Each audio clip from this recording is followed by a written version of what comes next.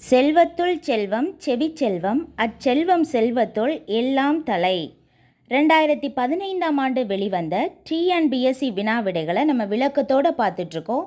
அதோட part 3 video தான் நம்ம பார்க்க போகிறோம். பொருட்டன்று பிரித்து எழுதுக. பொருட்டு கூட்டல் அன்று பொருட்டன்று ஆப்ஷன் சி பாருங்கள், அதுதான் சரியான விடை.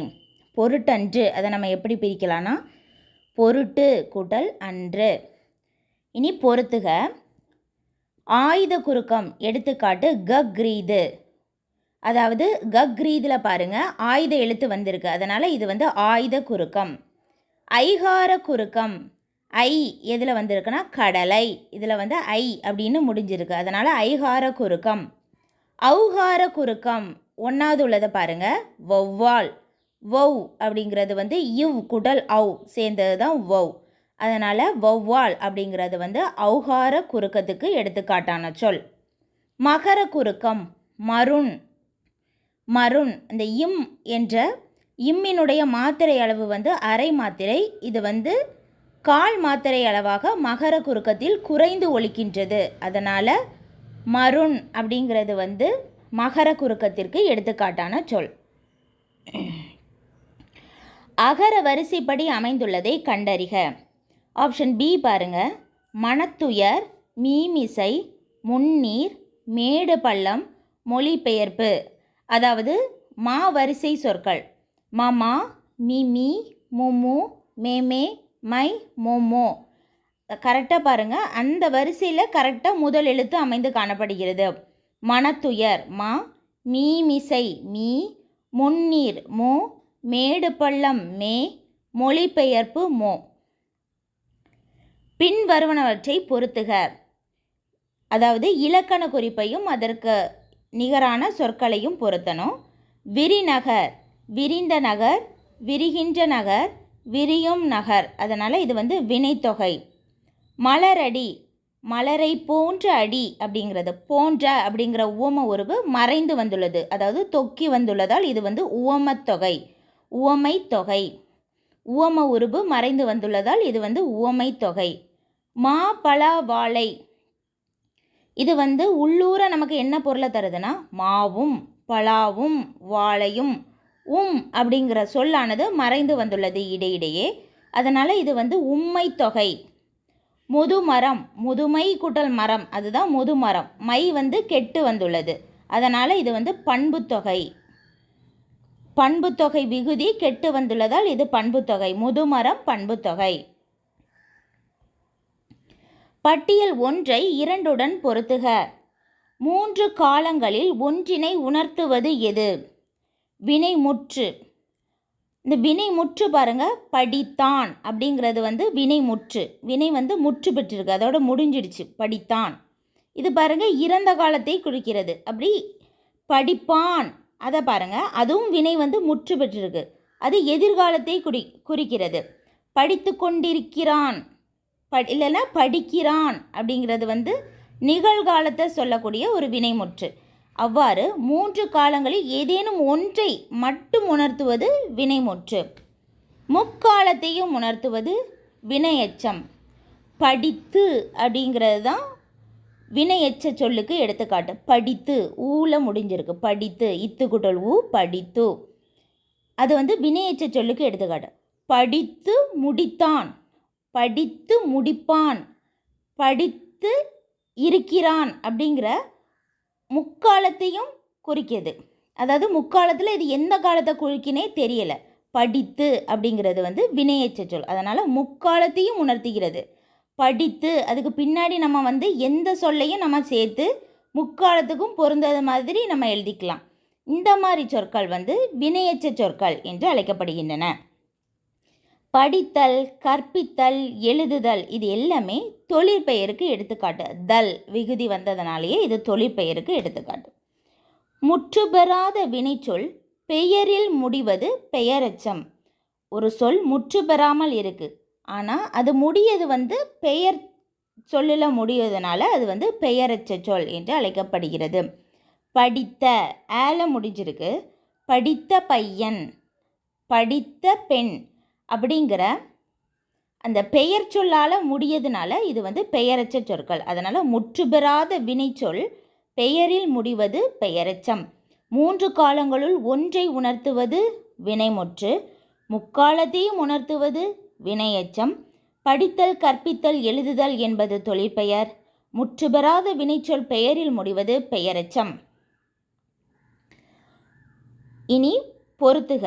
திணையும் அந்த திணைக்குரிய தொழிலையும். இதில் பொருந்தாத இணையினை கண்டறிக. முல்லை நிலத்திற்குரிய தொழில் எதுனா வரகு விதைத்தல், களை பறித்தல். முல்லைனாலே காடும் காடு சார்ந்த இடமும். அங்கே வந்து காட்டில் என்ன பண்ணணும்? களை பறிக்கணும். அங்கே வரகு விதைக்கணும். இது எல்லாமே முல்லை நிலத்திற்குரிய தொழில். அதனால் இது சரியானது. பாலை நிலம், அங்கே வந்து வறண்ட நிலம். அதனால் பாலை நிலம்னா சுரமும் சுரம் சார்ந்த நிலமும், இல்லைன்னா வறண்ட நிலமும். அங்கே வந்து என்ன பண்ணுவாங்க? களவாடுவாங்க. அதனால் சூறையாடல், நிறை கவர்தல், இது எல்லாமே அந்த நிலத்திற்குரிய தொழில். குறிஞ்சி, குறிஞ்சினாலேயே மலையும் மலை சார்ந்த நிலமும். அங்கே என்ன பண்ணுவாங்க? மலையில் வந்து தேன் இருக்கும். தேன் எடுத்தல், கிழங்ககழ்தல். அதனால் குறிஞ்சி நிலத்திற்குரிய தொழில் எதுனா தேன் எடுத்தல், கிழங்கு அகழ்தல். மருத நிலம், மருதம் சொன்னாலே வயலும் வயல் சார்ந்த நிலமும். அதனால் என்ன வரும்? நெல் விளைவித்தல், இந்த மாதிரி தொழில் தான் வரும். இங்கே பாருங்கள், மீன் பிடித்தல், உப்பு விற்றல் இருக்கு. மீன் எங்கே பிடிப்பாங்க? கடல் சார்ந்த நிலத்தில் தான் மீன் பிடிப்பாங்க. உப்பும் கடல் சார்ந்த நிலத்தில் தான் கிடைக்கும். கடல் சார்ந்த நிலத்துக்கு என்ன திணை? நெய்தல் திணை. இங்கே வந்து மருதம்னு இருக்குது. அதனால் மருத நிலத்திற்குரிய தொழில் வந்து தவறான இருக்குது. அதனால் இது வந்து தவறான இணை, இல்லைன்னா பொருந்தாத இணை. ஆப்ஷன் டி தான் சரியான ஆன்சர். அகர வரிசைப்படி அமைந்த சொல் வரிசையினை குறிப்பிடுக. ஆப்ஷன் சி பாருங்கள், கண், கண்டம், கண்டு, கண்ணி. இது பாருங்கள், எல்லாமே கண் கண் கண் அப்படின்னு தான் வந்திருக்கு. அதனால் இந்த 2 எழுத்தை விட்டுட்டு 3வது எழுத்தை நம்ம பார்க்கணும். அதனால் ஃபஸ்ட்டு கண், அதை நம்ம எழுதிக்கிறோம். அப்புறம் வந்து காங்கா, சாங்கா, டானா, அந்த வரிசையில் பாருங்கள். டா, டா அந்த வரிசையிலே டா, டா, டி, டி, டூ, அந்த கண்டு. காங்கா, சாங்கா, டா, நா, இந்த 3 சொல்லி நா. அதனால் அந்த கண்ணி, அது வந்து 4வது வந்திருக்கு. கண், கண்டம், கண்டு, கண்ணி. இதுதான் அகர வரிசைப்படி அமைந்த சொல்வரிசை.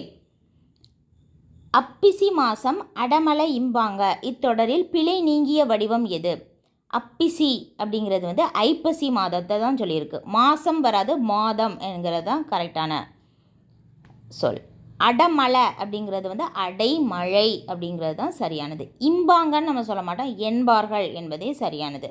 ஐப்பசி மாதம் அடைமழை என்பார்கள் என்பது தான் சரியான தொடர்.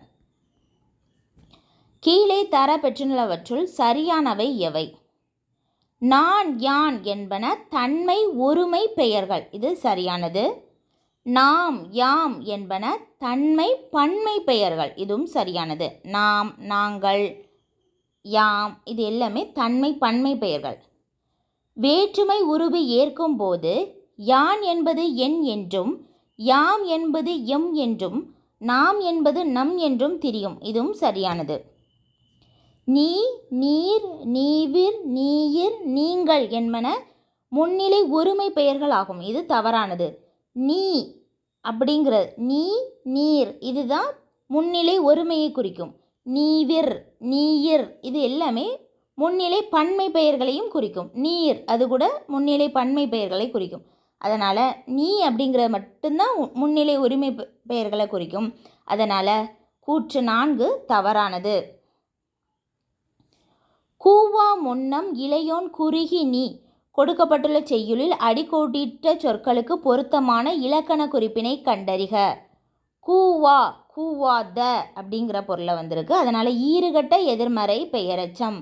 குறுகி நீ, குறுகி நின்றான் அப்படிங்கிறது. அதனால் இது வந்து வினையெச்சம்.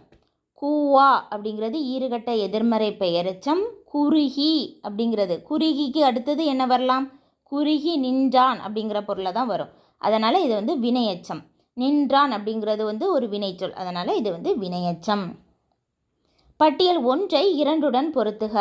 வாழை அப்படிங்கிறது இளம்பெண்ணை குறிக்கக்கூடிய சொல். உலை அப்படிங்கிறது பிடரி மயிரை குறிக்கக்கூடிய ஒரு சொல். விளை அப்படிங்கிறது தயிர், என்று பொருள். வளை என்றால் சுரப்புன்னை மரம் என்று பொருள். வாழை இளம்பெண், உளை பிடரிமயிர், விளை தயிர், வளை சுரப்புன்னை மரம். இன்மையுள் இன்மை விருந்தொராள். இதில் விருந்து என்பதன் இலக்கண குறிப்பு தருக. பண்பாகு பெயர். ஒரு பண்பினை குறிப்பதனால் இது பண்பாகு பெயர். காந்தியடிகளால் தத்தெடுக்கப்பட்ட மகள் என்று அழைக்கப்படுபவர் யார்? அம்புஜத்தம்மாள். காந்தியடிகளால் தத்தெடுக்கப்பட்ட மகள் என்று அழைக்கப்பட்டவர் அம்புஜத்தம்மாள். கீழே காணப்பெறுவனவற்றுள் பொருத்தமற்ற கூற்றினை தேர்வு செய்க. பண்டை தமிழகம் சேரர், சோழர், பாண்டியர் எனும் மூவேந்தர்களால் ஆளப்பெற்றது. இது சரியானது. நகை, அழுகை, உவகை, பெருமித முதலான பல சுவைகள் தோன்றுமாறு பாடப்பட்ட பாடல்கள் பல்சுவை பாடல்களாகும். இதுவும் சரியானது. தேர், யானை, குதிரை, காலால் படைகளின் வலிமை, வீர சிறப்புகளை போற்றுவது புறப்பாடல்கள். இதுவும் சரியானது. நாட்டு வளம், செல்வ வளம், செங்கோல் மாண்பு உரைக்கும் அரசு ஆவணமாக காவடி சிந்து திகழ்கிறது. இது தவறான கூற்று. இனி நூலையும் நூல் ஆசிரியர்களையும் பொறுத்துக. பாண்டியன் பரிசு ஆசிரியர் பாரதிதாசன். குயில் பாட்டின் ஆசிரியர் பாரதியார். ஆசிய ஜோதி என்ற நூலின் ஆசிரியர் கவிமணி தேசிக விநாயகம் பிள்ளை. சங்கொலி என்ற நூலின் ஆசிரியர் நாமக்கல் கவிஞர். இவர் காந்திய கவிஞர் எனவும் அழைக்கப்படுகிறார். நாமக்கல் கவிஞர் வே. ராமலிங்கனார். தொண்டர்சீர் பரவுவார் என்று போற்றப்படுபவர் யார்? சேக்கிலார். என சேக்கிலார் எழுதிய பெரிய புராணத்தில் 63 நாயன்மார்களினுடைய வாழ்க்கை வரலாறு அடங்கியிருக்கு. அவர் சிவபெருமானினுடைய தொண்டரினுடைய புகழை பரப்புபவர். அதனால் அவருக்கு தொண்டர்சீர் பரவுவார் அப்படிங்கிற பெயர். அதனால் சேக்கிலாரனுடைய வேறு பெயர் தான் தொண்டர்சீர் பரவுவார். 8 தொகை நூல்களுள் அகப்புற பாடல்களை கொண்ட நூல் எது? பரிபாடல். அகப்பாடல்களும் இருக்கும், புறப்பாடல்களும் இருக்கும். அப்படிங்கிற ஒரே ஒரு நூல் தான் இருக்குது. அது பரிபாடல் தான். 8 தொகை நூல்களில் சில நூல்கள் அகப்பொருள் மட்டும்தான் குறிக்கும், சில நூல்கள் புறப்பொருளை மட்டும்தான் குறிக்கும். இது அகப்புற 2 பாடல்களையும் கொண்டுள்ளது. அதனால் இது பரிபாடல். முத்தொள்ளாயிரம் பற்றி கீழ்கண்ட கூற்றுகளுள் சரியானவை எவை? 3 × 900 முத்தொள்ளாயிரம். சேர, சோழ, பாண்டிய மூவேந்தர்களை பற்றி 900 பாடல்கள் அடங்கிய தொகுப்பு தான் முத்தொள்ளாயிரம். இது சரியானது. சேரர்களை பற்றி ஒரு 900 பாடல், சோழர்களை பற்றி 900 பாடல், பாண்டியர்களை பற்றி 900 பாடல், மொத்தம் 3 அதனால தான் இதுக்கு முத்தொள்ளாயிரம் என்று பெயர். முத்தொள்ளாயிரத்தில் 2700 பாடல்கள் உள்ளன. முத்தொள்ளாயிரத்தின் ஆசிரியர் புகழேந்தி புலவர். இது தவறானது. முத்தொள்ளாயிரத்திற்கு ஆசிரியர் பெயர் கிடையாது. ஆசிரியர் யாருன்னே தெரியாது. முத்தொள்ளாயிரத்தில் 2700 பாடல்கள் உள்ளன, உண்டுன்னு தெரியும். ஆனால் நமக்கு கிடைத்தது ரொம்பவே குறைவு தான். அதனால் கூற்று 2 தவறானது. 4வது கூற்றை பாருங்கள். சேர, சோழ, பாண்டியர்களின் ஆட்சி சிறப்பு, வீரம், நாட்டு வளம் பற்றிய பாடல் தொகுப்பை முத்தொள்ளாயிரம். இதுவும் சரியானது. மூவேந்தர்களினுடைய சிறப்பினை கூறக்கூடிய நூல் தான் முத்தொள்ளாயிரம். அதனால் கூற்று 1 மற்றும் 4 சரியானது, மீதியுள்ளது தவறானது. திருக்கோட்டியூர் நம்பியால் எம்பெருமானார் என்று அழைக்கப்பட்டவர் யார்னா ராமானுஜர்.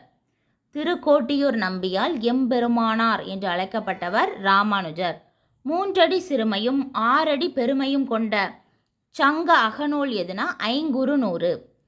ஐங்குறுநூறில் உள்ள மிக குறைந்த அடி 3 அடி, மிக அதிகமான அடி 6 அடி. 3 அடி சிறுமையும் 6 அடி பெருமையும் கொண்டது ஐங்குறுநூறு. நந்தி கலம்பத்தின் ஆசிரியர் யார்? நந்தி கலம்பகம். இந்த நூலினுடைய ஆசிரியர் பெயர் தெரியவில்லை. முத்தொள்ளாயிரம் ஆசிரியர் பெயர் தெரியவில்லை. அதே போலதான் நந்தி கலம்பகத்தினுடைய ஆசிரியர் பெயரும் தெரியவில்லை. பட்டியல் 1ஐ 2உடன் பொருத்துக. கொண்டல் என்பதன் பொருள் மேகம். தாமம் என்றால் மாலை என்று பொருள்.